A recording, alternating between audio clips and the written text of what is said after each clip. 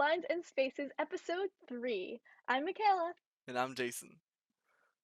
We're going to talk today about the class period, or the rehearsal. We had a whole discussion on what to call the episode, rehearsal or class period. Rehearsal Doing happens both. in a class period. So, Jason, how do you start a class period? On the topic of like band things, I think something that I always start out with is kind of a quick check-in, where I'll do a do now. And a Mhm. check-in would just be like something quick, like how we feeling, or like listening to music or something like that. And then the do now component will kind of be a subject related to what we've been learning, and it's like a quick like ticket. Like they see the question up, you know, they'll do it, they'll hand it in. They'll normally just submit it on Canvas as they come in if they Mhm. have their laptops out. Um, and then we'll start with a warm up.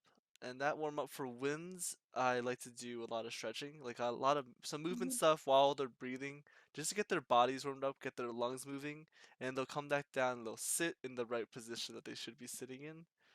And Nice. we'll play through some short songs from a book that I like to use. I believe it's called Warm Ups and Beyond. Oh. Don't quote me on the name of that book. But I think it's really nice for, especially for middle schoolers.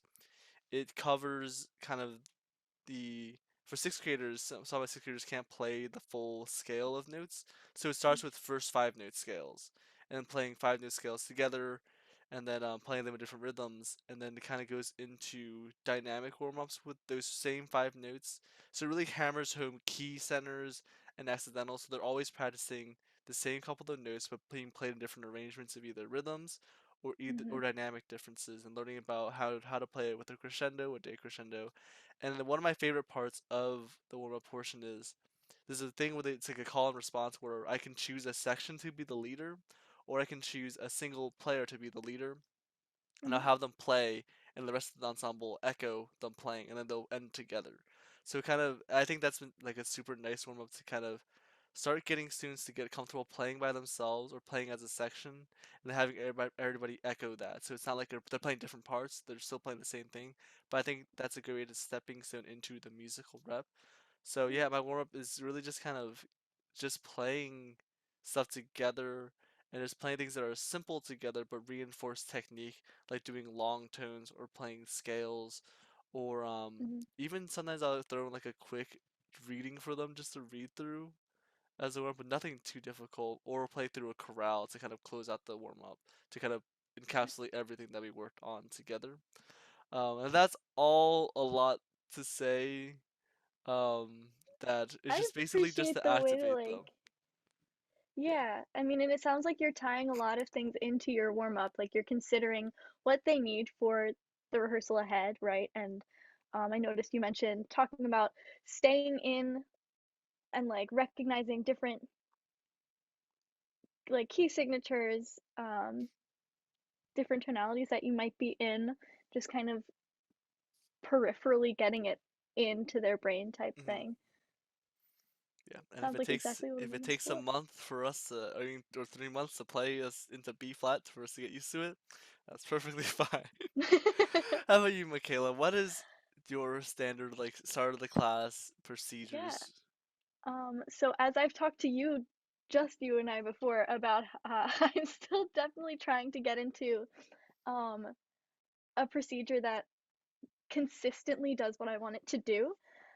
But some things that I found to be helpful and successful, and beneficial for the students getting ready to sing, because I'm doing choir, you're doing instrumental. I work with singers choir. Um, Getting them into their head voice is a whole task in itself. I have fifth graders who definitely think they're about 17 years old, um, and they frequently do not want to venture into the land of the head voice using those different muscles. So, kind of starting with, like you said, just alignment, body movement, do something to activate their focus. Recently, I've been doing different body percussion patterns and having them repeat back to me, which they've enjoyed. It's really fun to do that without saying a word. I'll say follow four, and then I won't say anything else, and they really get into that. That gets the brain working.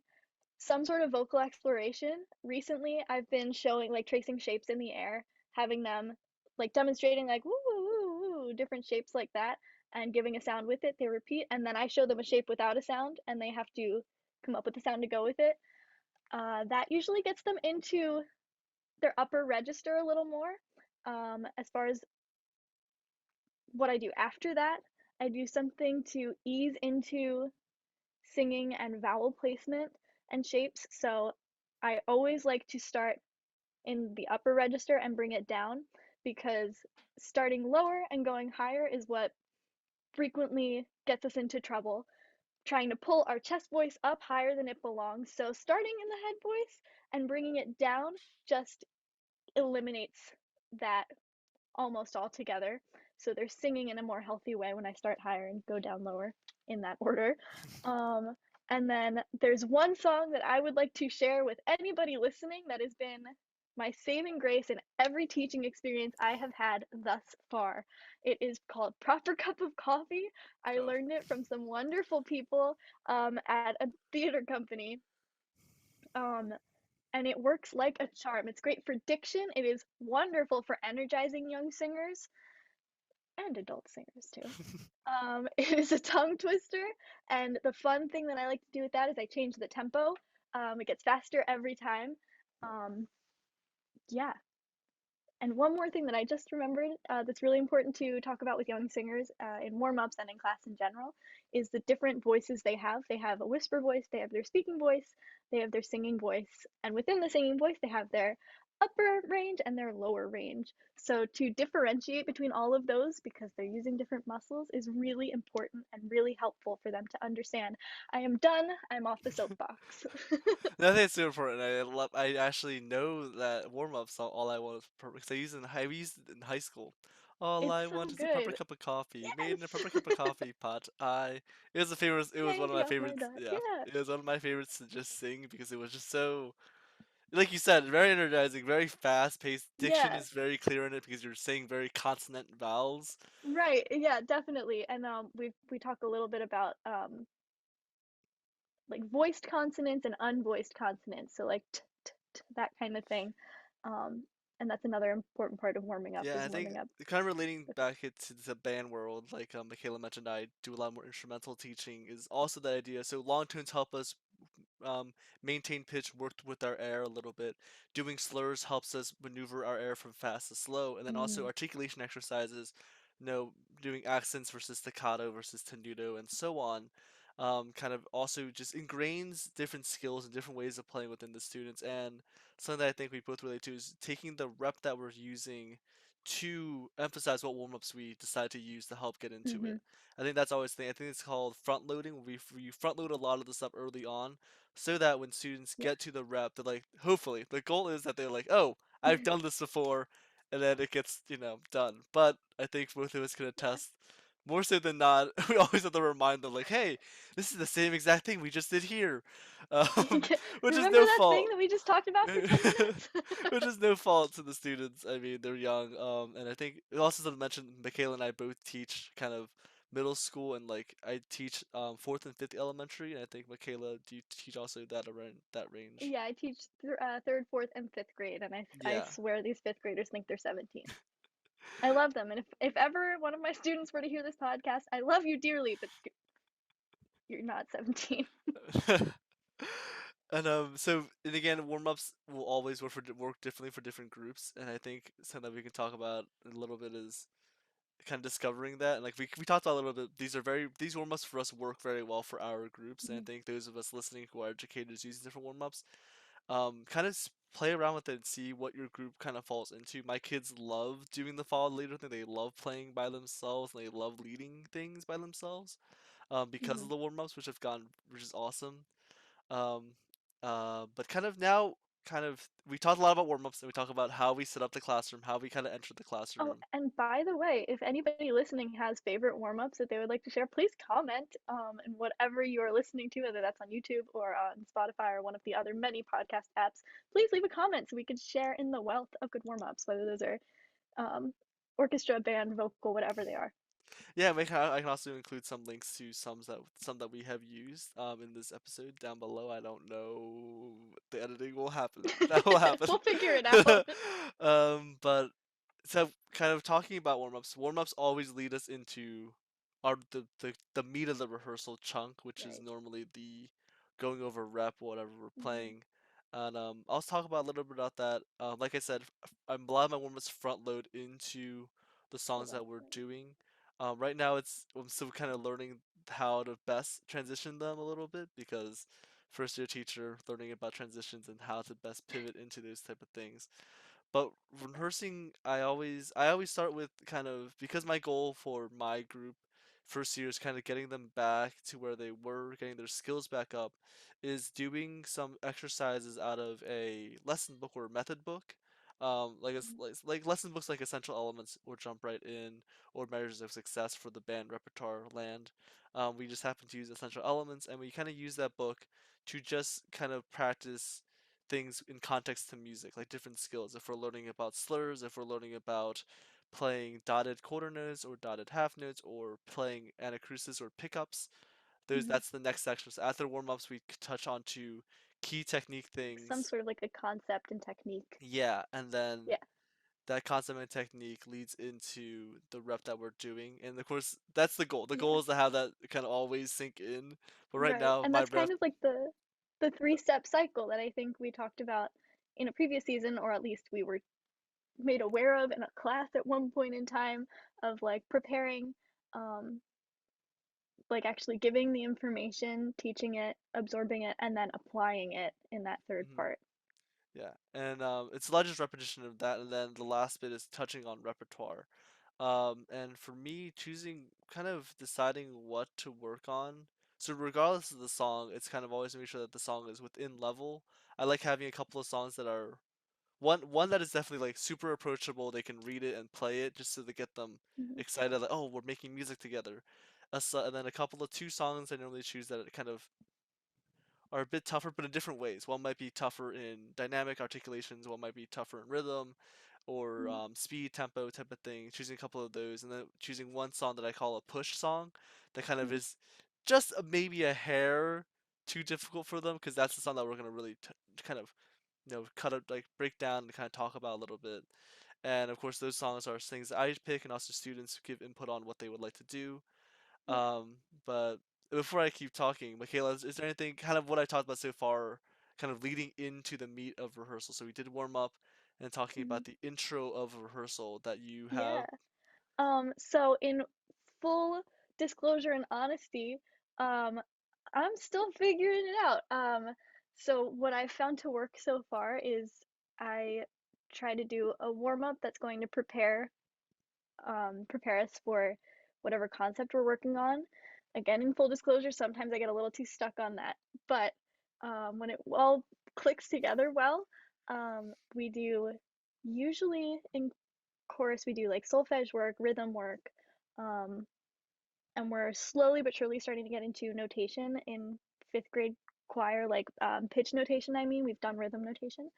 Um, so like a concept for like 6 or 7 minutes, and then spend a lot of time trying to apply that to the repertoire we're working on.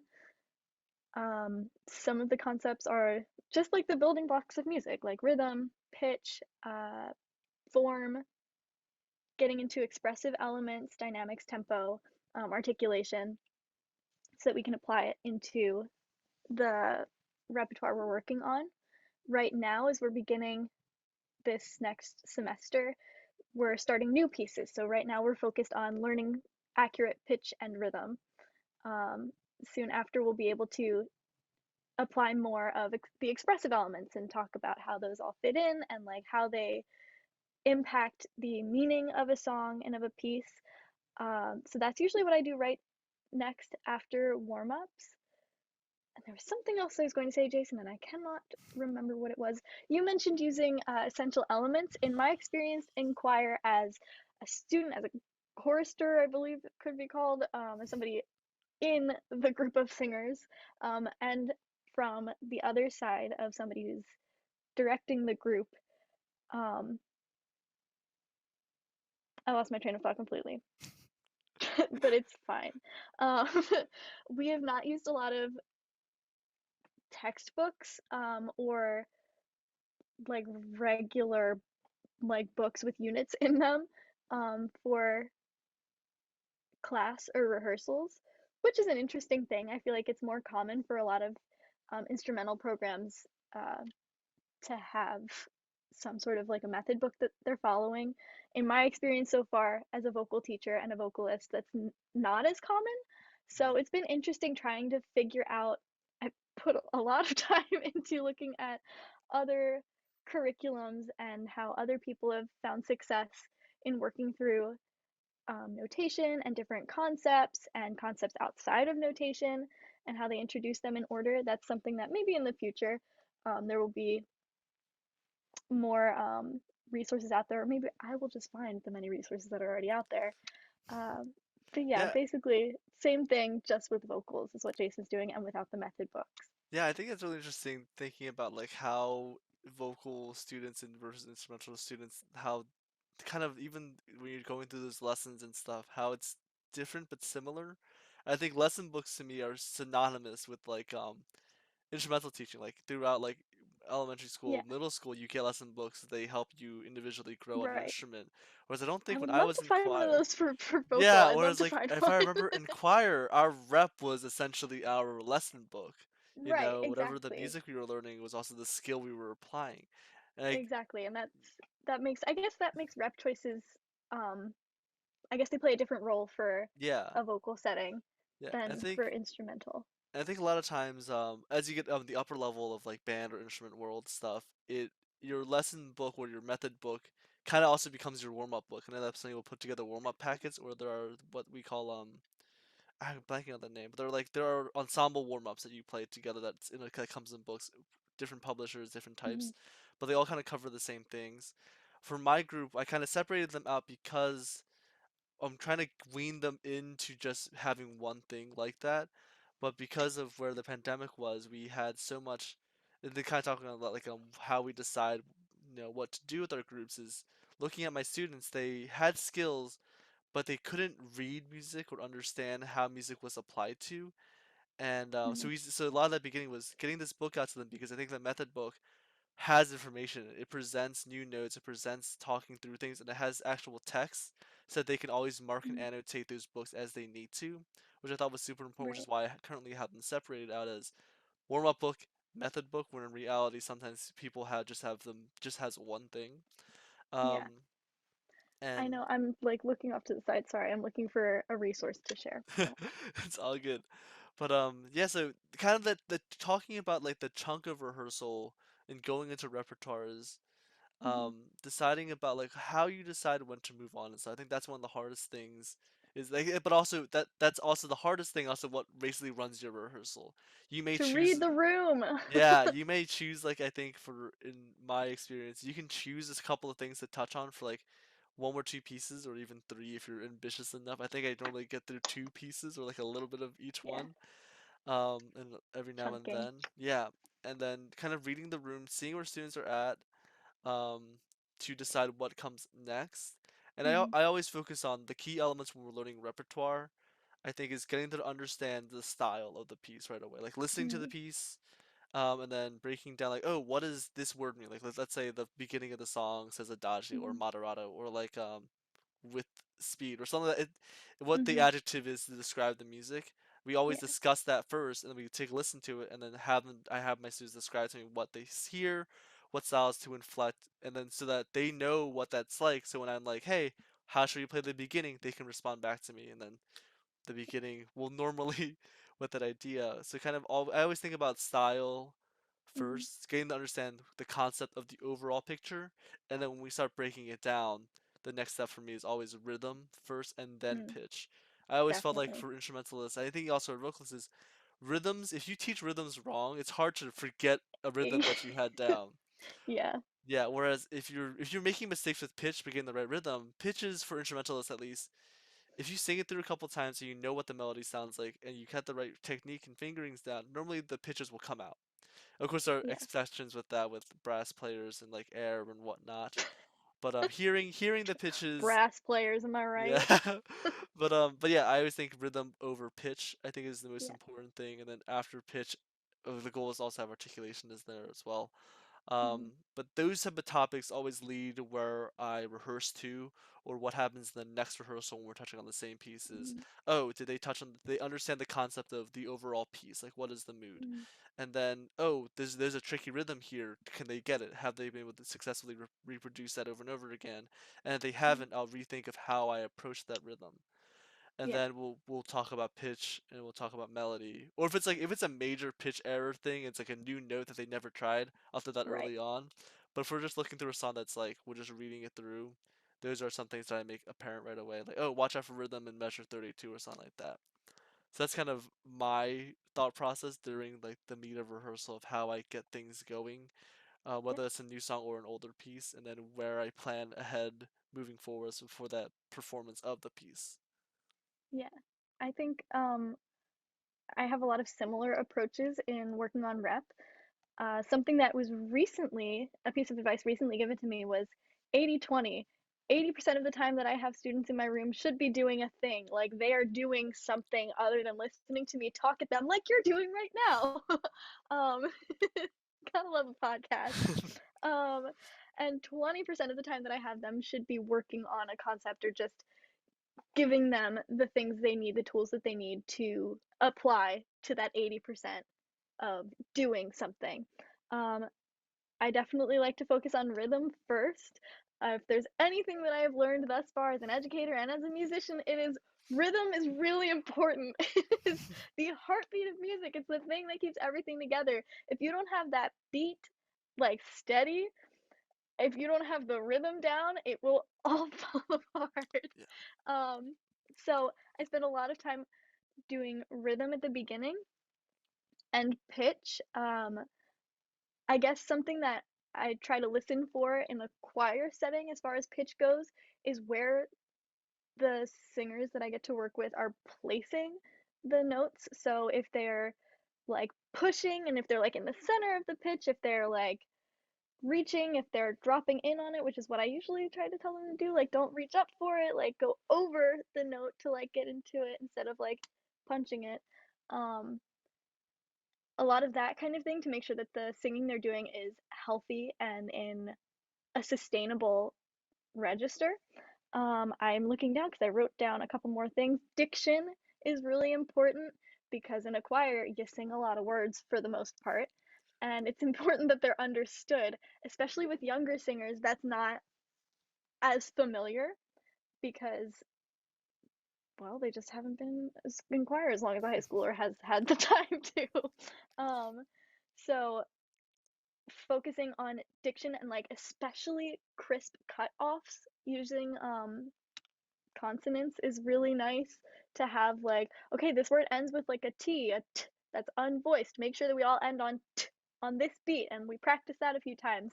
Just basically the important thing that I've figured out so far in running a rehearsal for a choir is you need to know what you want to hear and then everything else comes after that. So you can't go in and say, "Oh, let's learn notes," and then not know what you want them to sound like. You can know the Yeah. notes but don't know how they should sound, right? So you can know, Mm. "Oh, like the melody goes like this, but I want it to sound like this. I want the blend to be like this kind of thing."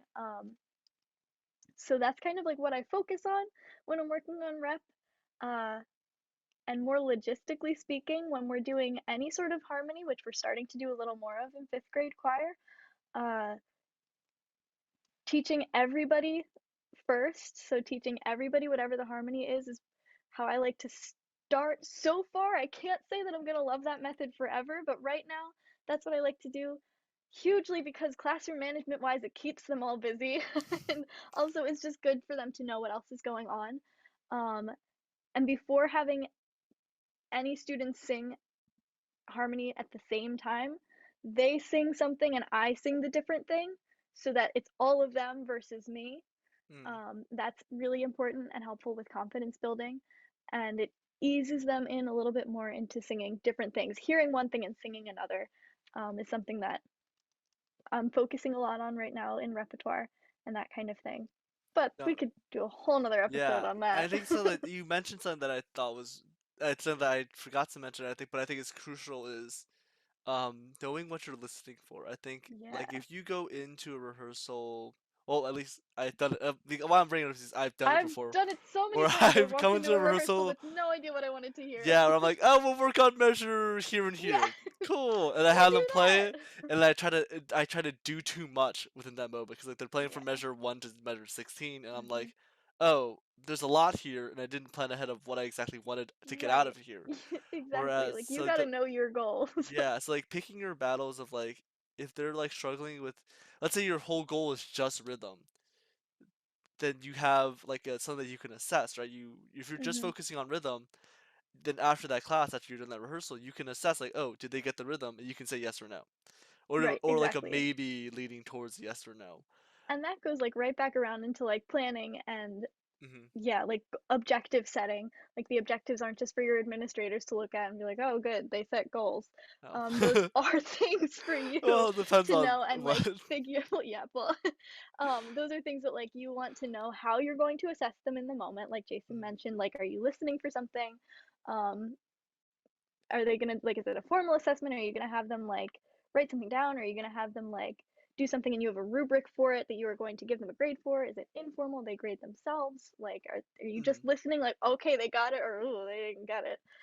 Yeah, Yeah. and I think I do a lot of that. A lot of times the rehearsal is always informal for me, where I'm just kind of reading where things are, and then like picking, like I said, picking and choosing those battles.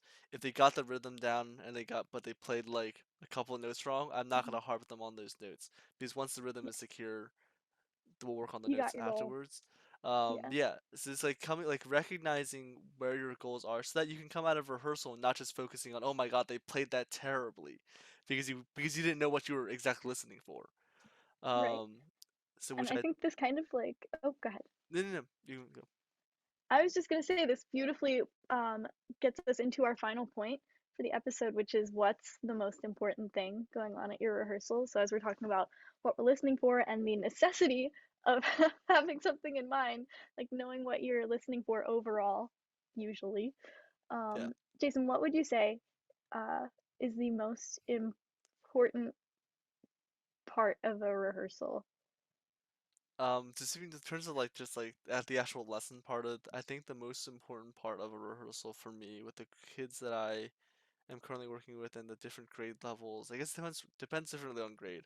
For my elementary kids, fourth and fifth grade, the goal of the rehearsal is for them to just be playing, like playing correctly, because that's like the one time where I'll have the moment with them to actually rehearse with them and get them to play stuff correctly with me. I think that's Hmm. always my goal for elementary stuff. For middle school, my goal is that is that it's understood. Like if I were to ask them a question, they understand what is happening in the music. Right. There's like a thought process and a Yeah, different type of critical thinking connection. yeah.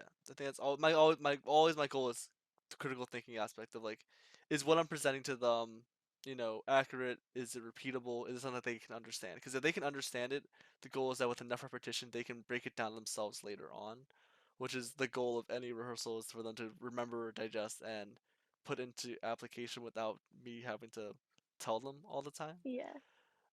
How about you, Michaela, in terms of the importance scale of what happens? Yeah. I feel similarly in that um them having and finding a connection to what we're doing in a rehearsal and the music that we're creating together is crucial. That's the thing that will make them want to continue singing and making music. That is the purpose, in my opinion, of music.